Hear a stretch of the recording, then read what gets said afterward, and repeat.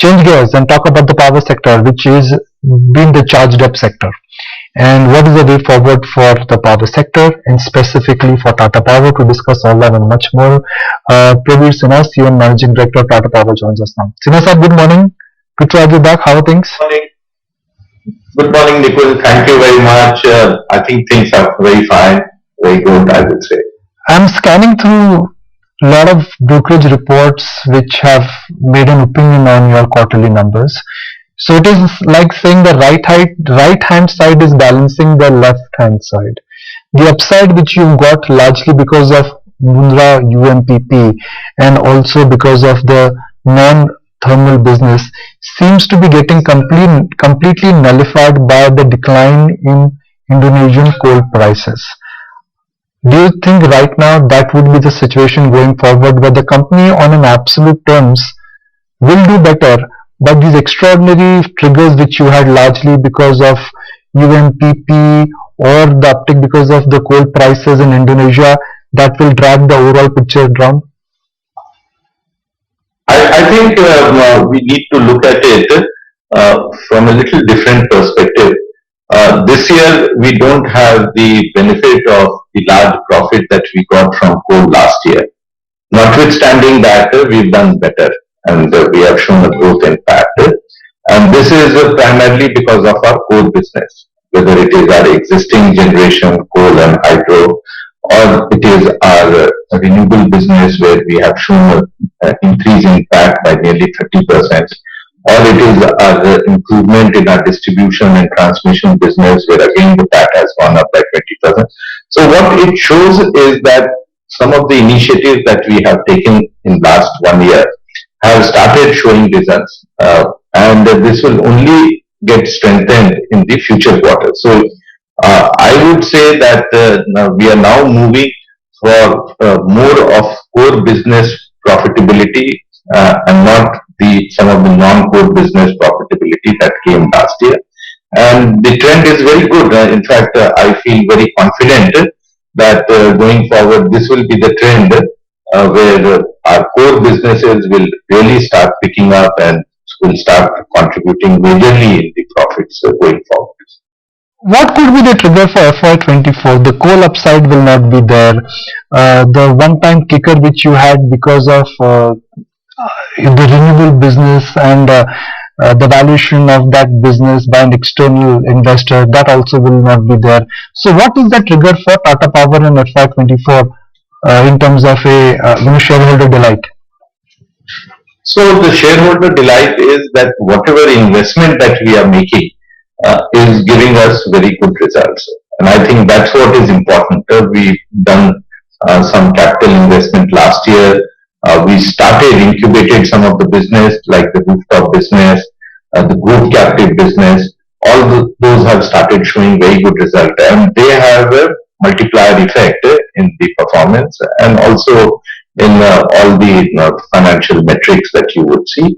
Our Odisha business is now getting stabilized. We have been able to clean up a lot of issues which were there in terms of the consumer services, in terms of billing and collection. This will further get enhanced in the subsequent quarters.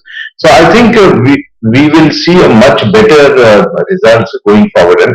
And mind you, the first quarter was not a very easy quarter. It was a quarter with extreme weather conditions. We had extreme weather conditions where we had a cyclone in the west coast impacted Gujarat, where some of our assets are there.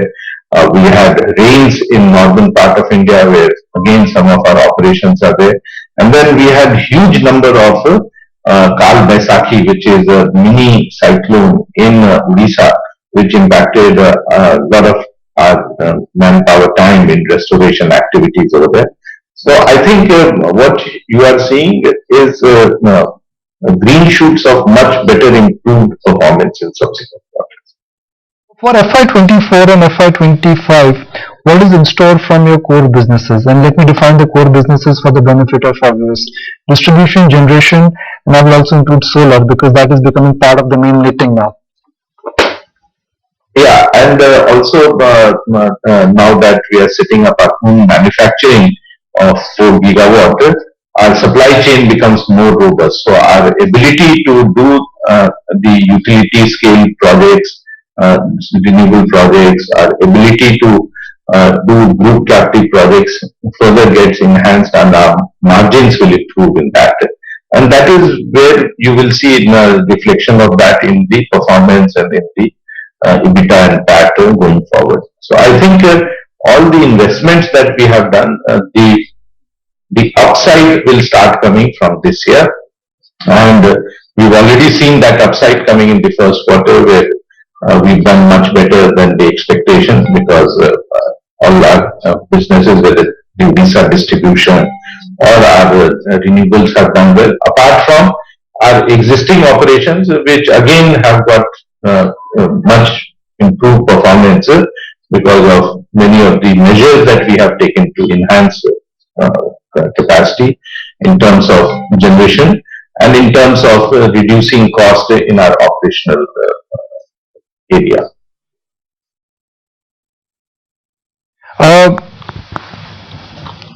I'd like to draw your attention to the importance of the election cycle. There are big states where the narrative of free Bijli has started again.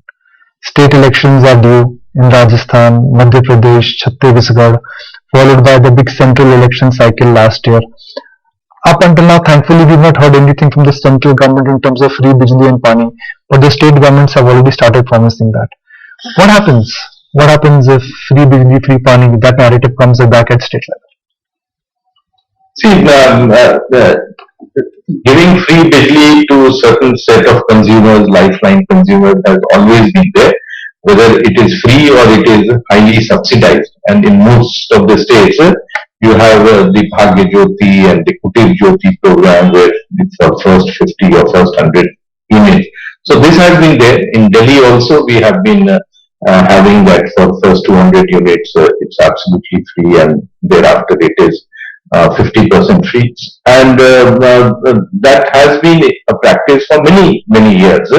But what happens under such situation is, under the Act, if a subsidy is provided by the government, they pay directly to you the subsidy amount. So as far as we are concerned, we get paid for whatever is the cost of power, which is determined by the regulatory commission. So in Delhi, every quarter we get the payment in advance of the subsidy amount that is being given to the consumers.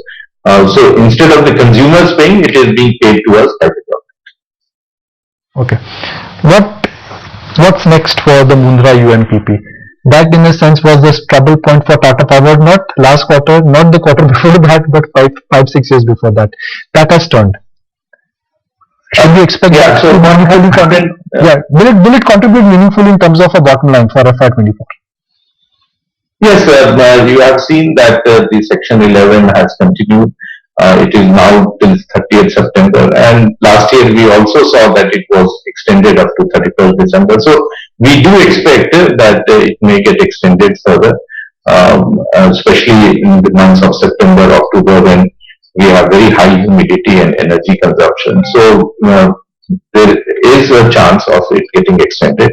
In any case, we are also discussing, now that we have a good benchmark in the Section 11 tariff and the computation of that, we have a reference point under which we can negotiate and finalize. There is a thinking that notwithstanding the how much is the consumption, the tariff of Mundra continues to be one of the lowest and is in the merit order, and most of the states still procure power and procure full power from Mundra before they procure from other generators. So I think we do expect a resolution of it either under the Section 11 or even if it is outside Section 11, it would be using the Section 11 preference. Mr. Sinha, if I look at some of the solar manufacturers, when I say solar manufacturers, solar equipment manufacturers, Wari, Vikram, they're getting a large order from exports, made in India for US. The order books now, they run into billions. For Tata Power, could that be the opportunity where you've already invested in solar EPC, you already invested in, like you said, that in terms of making the solar panel, but could export be a needle moving business for your solar EPC stroke exports? Definitely, there is a small window over there. And as we are setting up a 4 gigawatt manufacturing facility, in fact, now it's a 4.3 gigawatt, we expect that apart from using for our own purpose, for our own EPC projects or rooftop, there would be some capacity available which we can export uh, or sell within the country. So we are definitely examining that option. And once the plant becomes fully operational, we need to start the discussion of exporting it. But again, these are opportunities, windows. Whenever they open, we will utilize them. Mr. Sinha, Tata Power has consciously decided to move out of thermal capacity. That some would argue was the right decision when there was a complete narrative against ESG. But in India, thermal is still the preferred route. It is still the easiest route. And will coal availability now becoming much more stable because of new mining and better connectivity? Do you think that may not be a great thought and you could be revisiting that thought? I think we took a conscious decision and we said we will transition. It is not that we stopped all our generating plants which were using coal, but we said we will transition over a period of time, and as and when some of these plants complete their useful life or complete their PPA term, we would decommission them. We are pursuing that route only. Secondly, we are also looking at alternate, and you would have seen that just 2 days back we signed a MOU with the government to set up a 2,800 megawatt of pumped hydro. These will come up at our existing hydro plants, and since these are within the existing hydro plants, we have the land and only the necessary statutory approvals are required, and we can be online within next 3 to 4 years. So I think we've decided we will take a path which will be more sustainable in the long run, and we will pursue the same because there are immense opportunities in those areas. A follow-up question on the total captive capacity which could come to Tata Power because of the Tata Group expansion plans, whether it is in Tata Steel or whether it is in Tata Motors. How large could that be? Because when I look at the notes of a Tata Power, Tata Steel, or for that matter Tata Motors, all of them are in expansionary speed. Tata Sons is now speeding up a semiconductor plant. So that means the group per se is going to be energy. I mean, the energy demands will be very high. Absolutely right. And right now also we supply renewable power to all our group companies, whether it is Indian Hotels, Tata Motors, Tata Steel.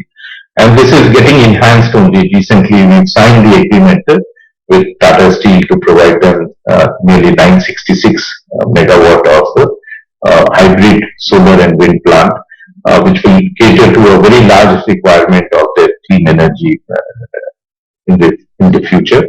Similarly, many of the new plants which are coming up, the battery plant or the semiconductor plant or the electronics plant, all of them we will be supplying. So I think within the group there is immense opportunity, and any initiative that any of the group companies will take, whether it is an expansion or even in the existing operations, they want to move to clean energy solutions. Tata Power will be providing them all such solutions. All right, this is enough. Really appreciate your time and so glad you could join us, and thank you for answering all our questions patiently. Markets meanwhile nothing big. I mean, the crude interplay is on because crude is a patient, Prince is down, Indigo is not down, but Nifty for the moment